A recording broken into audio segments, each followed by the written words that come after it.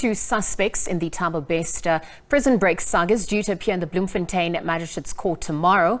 A 39-year-old former G4S employee was arrested on Saturday in Bloemfontein, and a 65-year-old man from Port Edward in KwaZulu Natal were taken into custody on Friday.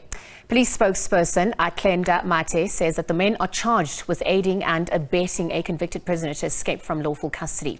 Mathe says that the law enforcement delegation led by the Deputy National Commissioner responsible for policing, Lieutenant General Tebello Mosikili, has also arrived in Tanzania.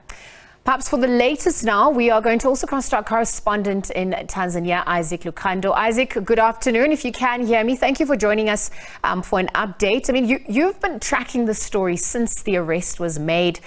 Has there been any developments from the authorities on your side upon the arrival of the delegation from South Africa?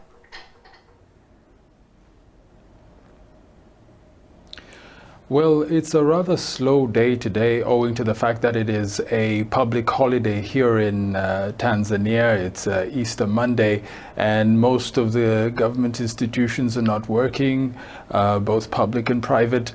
But we do know that the South African delegation has arrived, and as we speak, they're in Arusha to be able to follow up on discussions on the easiest way possible to get Thabo Bester back to South Africa alongside Nandi Pamagudumana.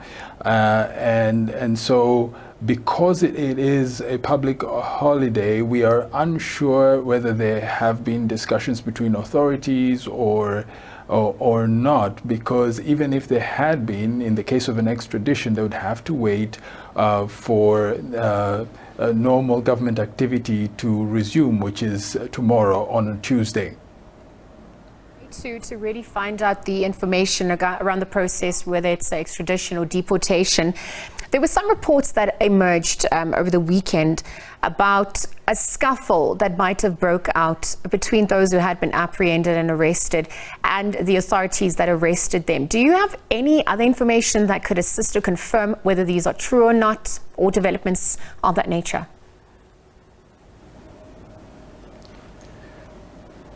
Authorities are being rather tight-lipped about what is going on. We've been in constant communication with the police spokesperson here. I think they're treating this matter with a lot of sensitivity, and information is trickling out, if I may put it that way, and we're trying to be as patient as possible to get all the information that we can get. You remember that it was South African media outlets that broke out first that Thabo had been arrested, but Tanzanian authorities were rather cautious to release that information, but they did later on communicate that.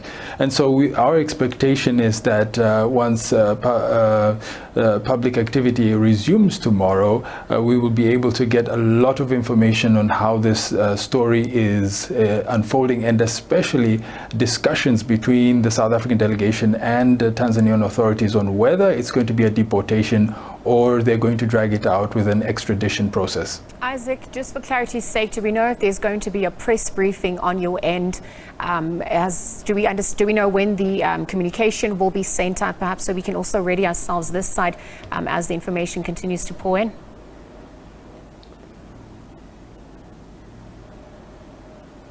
No, we do not have that information as of yet, but we are in constant communication with the police spokesperson. So as and when that information is made public, we will be the first to know, and we will definitely share with the public, especially the South African public that is following this particular case very keenly.